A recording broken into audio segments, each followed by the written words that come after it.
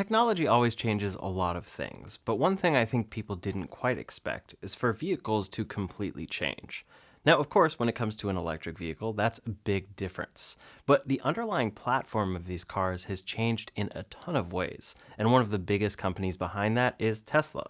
In the process of inventing new ways to do things, sometimes it's frustrating, but sometimes it creates a lot of very convenient features as well. At the same time, there may be standard practices that you expect that you need to do for your vehicle that you actually don't, or that could be harming your vehicle. So today I'm going to break down the 21 common mistakes that new Tesla owners do without realizing it. Let's get into it.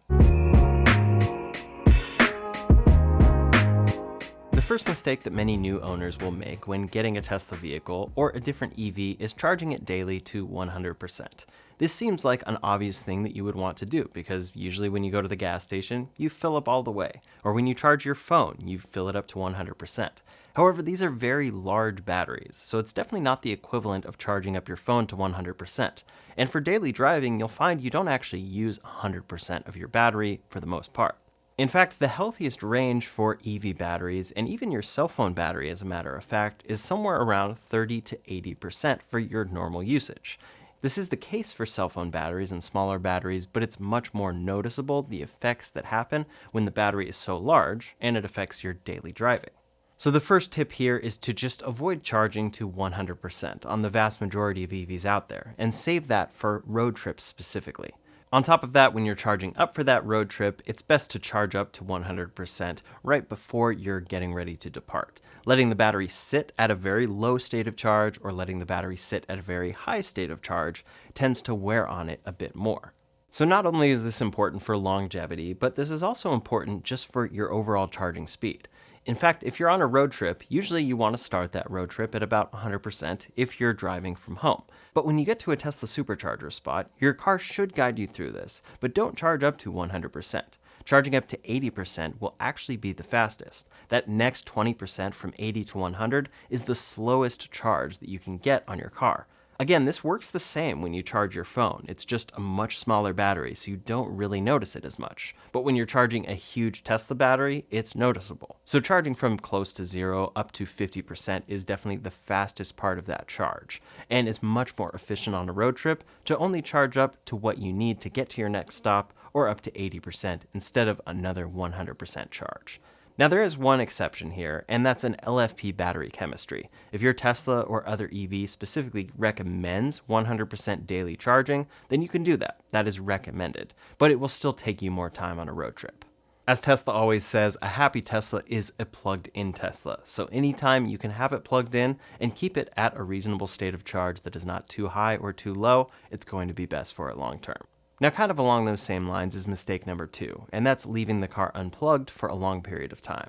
Teslas use battery power even when parked to handle software, temperature management, and security. If you leave the car sitting unplugged for long enough, the high voltage battery can drain, and then the 12-volt battery will die, and this car will actually become inaccessible. On top of being inaccessible, it's not best for the battery as well. So best practice when you travel is to leave it plugged in with a charge limit around 50 to 60% if you really want to optimize that. You can also check in on the app periodically and disable Sentry mode if it's parked at a secure location where you can turn Sentry mode off safely. That will save you some battery as well. Basically, if you're leaving the car alone for a longer period of time, just make sure it's plugged in. Now, mistake number 3 is not charging your phone. What you'll find with a Tesla vehicle is that your phone is your main key. Now today, all but their brand new standard cars come with backup key cards, and for most drivers, they're hopefully carrying that with them as a backup key in their wallet or purse or wherever, for if their phone dies. But if you get used to the phone key working all the time, which it does and it overall can be great, but then your phone dies, you'll quickly not be able to get into your car and not be able to drive. So the first backup here would be to make sure you have a Tesla key card with you in your wallet at all times. I always have that with me. And then you can add a second phone key, maybe to your partner's phone or someone else you can be in contact with to help in that situation. The next mistake many new owners make is manually releasing the doors. Now you'll notice by the front door handles inside the car, there are these manual door releases. They look like normal door release levers and they're pretty obvious to pull, and in fact you'll probably see most new passengers in your car using these, but these are actually designed only for emergencies. If you use these when the car still has power, then the window may not lower properly, and it can damage the trim and linkages there.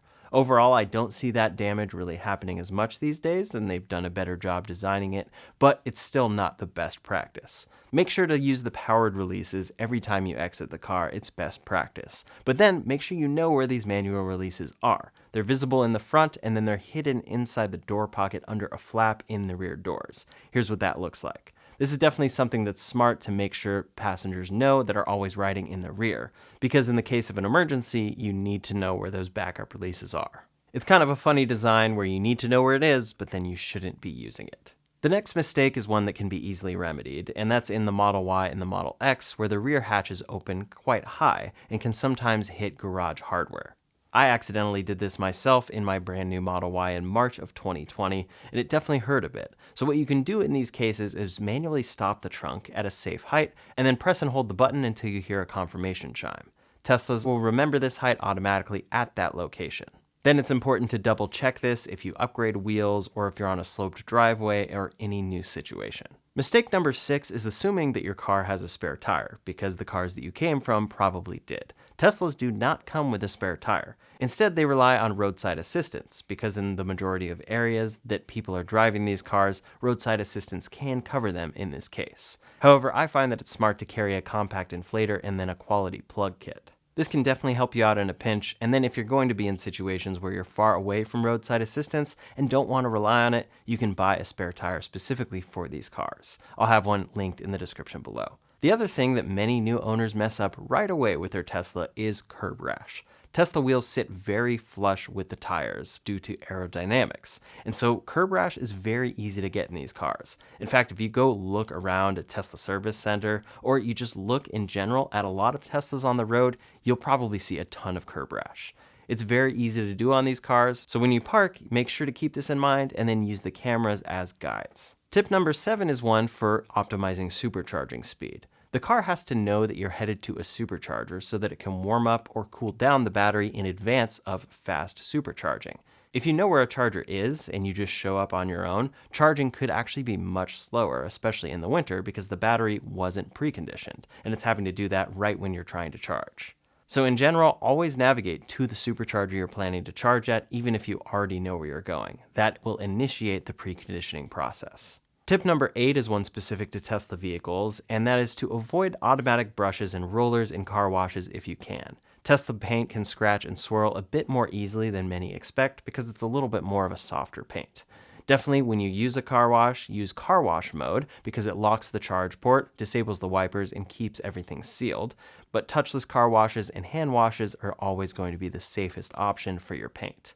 Now, mistake number 9 is one that I mentioned a little bit earlier, but that's Sentry mode. Sentry mode is a powerful built-in security system for your car, but it does use a lot of energy when it's on.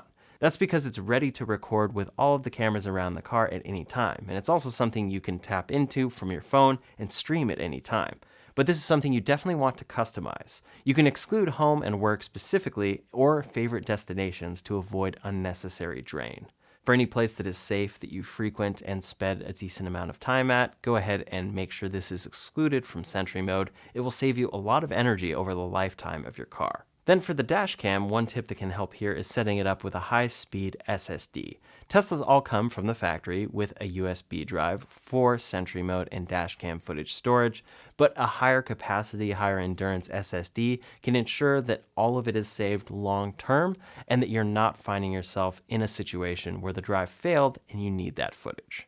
Now, number 10 is something to consider when you're buying the car, and that's the interior and wheel choices. Tesla's white interior is something that many people will probably avoid because they don't want it to get dirty, but it's actually surprisingly easy to clean, so that's something you may not want to avoid just out of fear of cleaning it. However, if you're hoping to buy white seats because it will make the car cooler, heat really depends more on the window tint and roof shade than the seat color specifically, so don't buy white just because you think it will be cooler. Then when it comes to wheels, you'll see larger wheels that are an upgrade, and they look great, but they actually reduce the range of your car. When you look at Tesla's breakdown and select those wheels, it will specifically show you how much range it's knocking off of the EPA estimate. And if you're going for the best range possible, you might find that you don't want to actually pay more to downgrade your range. At the same time, rear-wheel drive offers the better efficiency of all of Tesla's vehicles compared to all-wheel drive, and it usually comes in at a lower cost. So if you don't need the extra traction and speed that comes with all-wheel drive, go ahead and get rear-wheel drive. Now, mistake number 11 is buying full self-driving without actually considering this fully. With the exception of Tesla's new standard models, their vehicles come across the board with basic autopilot, and this handles most highway driving, which is where many people actually want to use self-driving. So Tesla will talk about their full self-driving upgrade, which is a very big upgrade that can drive you in most scenarios and do a very, very good job at this point. However, if you're only planning to use it a little bit of the time and you'd rather save the money, it's something you can save on. At the same time as well, you can add this package after the fact. The car already has all of the hardware necessary, and then you could subscribe month to month if you want instead. If you're leasing a Tesla vehicle, buying FSD rarely makes financial sense because it can't transfer at the end of that lease, and you end up just kind of losing that money. A subscription lets you try FSD only when you want to use it specifically, and then you can decide what you want to do from there. Next are some accessories that you may want to get right at the beginning of ownership. The first is a matte or a tempered glass screen protector. This can kind of be a cheap insurance policy for your main center screen that controls most of what you do in the car, and the matte one can help with glare specifically. Carpet floor mats in Tesla vehicles always get dirty very fast, so upgrading to all-weather floor mats is very worth it, and they're much easier to clean.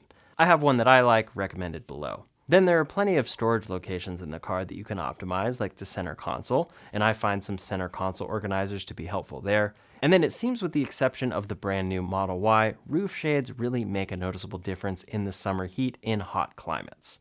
Tesla made a change for this new Model Y to make it refract more heat, but for older cars, it really does make a difference to add a glass roof sunshade. Now, mistake 13 is spending initially more than you may need for home charging.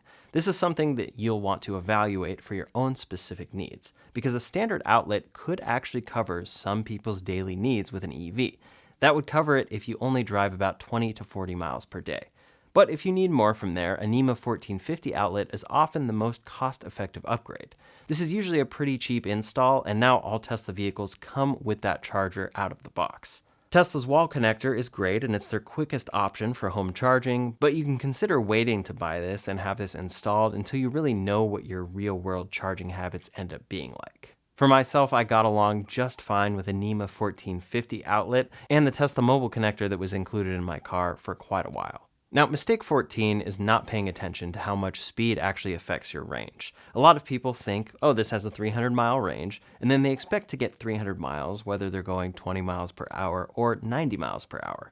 A small change like going from 80 to 70 miles per hour can actually have a huge effect on efficiency on trips that it's really noticeable, like a road trip. If efficiency is really important to you and optimizing your charging time overall, then this is something you could pay attention to. Maybe drive a little slower than you'd expect.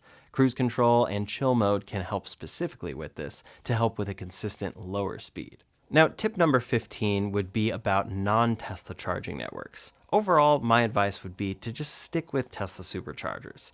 Yes, of course, this is what Tesla would love you to do, but when you look across the board, especially in the United States, Tesla Superchargers are far and away the most reliable chargers out there. If you try to charge at other public chargers, you'll oftentimes find that chargers don't work, they are very slow, or they have a really annoying payment system. In general, just going to a supercharger will be your best experience, and then you don't want to get fooled by charging speeds that are listed at certain stations. Maybe you see 350 kilowatts that is listed at a charging station, but that rarely reflects the real-world results of that charger, and then your Tesla vehicle, in the best-case scenario, can only charge up to 250 kilowatts, I guess with the exception of the Cybertruck. So if you're on a road trip seeking out public charging, Tesla superchargers are pretty much always going to be your best bet.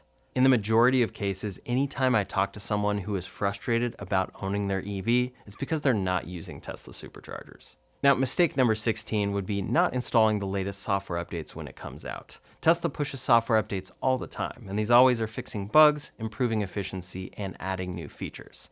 Definitely, when you can, make sure that your car is connected to your home Wi-Fi so that your car can update overnight. But do make sure that you install these updates when you don't actually need access to your car.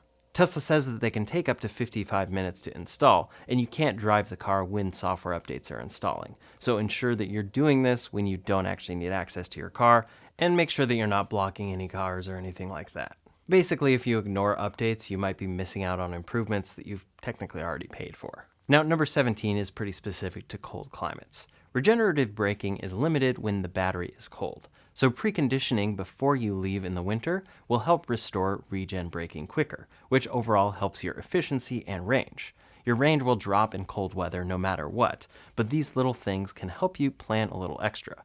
Precondition your car so that it's ready to go and best optimized for efficiency in these cases. Now, number 18 is kind of on the other side of things, and that's dog mode and camp mode. These will run your HVAC system continuously, and it oftentimes can drain the battery faster than many people expect. If you're by yourself and heading into a store real quick and just want to keep the climate the same temperature while it's hot outside, then go for it. But if you're headed into a meeting or something like that could go a couple of hours, it's worth it to just let the car get hot and then precondition again before you get into it.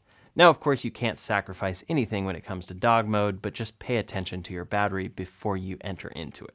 Now, mistake number 19 is not shopping around for insurance. Oftentimes people like the insurance carrier that they have, but Tesla insurance is offered in a lot of states, and it's specifically offered because it's a competitive price. There are some caveats there though. Of course, maybe you prefer your insurer and there's a bundle and it saves you some money, so shopping around in general will be a good thing to do there. But Tesla insurance uses a safety score, so sometimes they may quote you a price, but in the real world, your safety score ends up lower and your cost ends up higher as a result. This uses real-time data from your car to determine your rate. For some people, they may not want that, so it's important to keep in mind, but for others, it could be a way for them to save even more money by going to Tesla insurance with their safety score.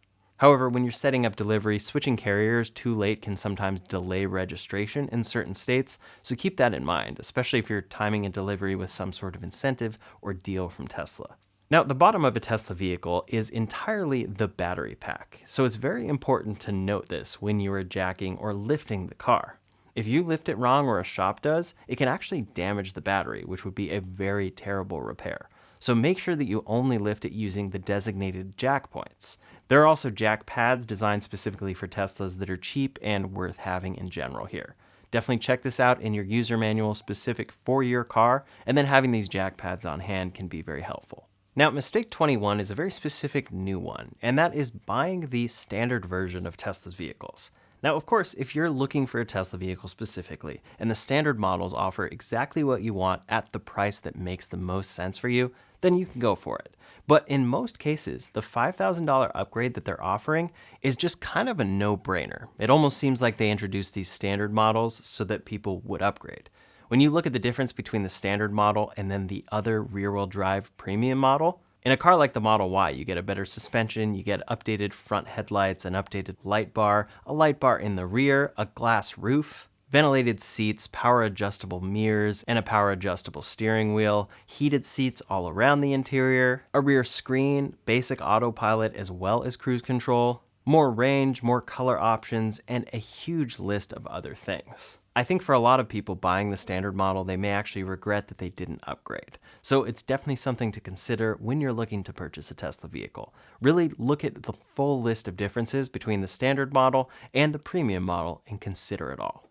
As you can see, there are a number of considerations when buying a Tesla because it's an entirely different process. You buy directly from Tesla, not through a dealer. And then it's just a totally different product, basically designed by a tech company instead of a legacy automaker that has been around for a long time.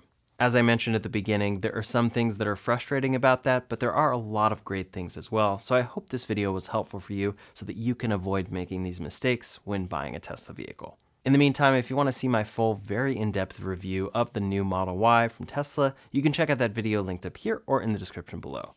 Thanks so much for watching, and I'll see you on the next one.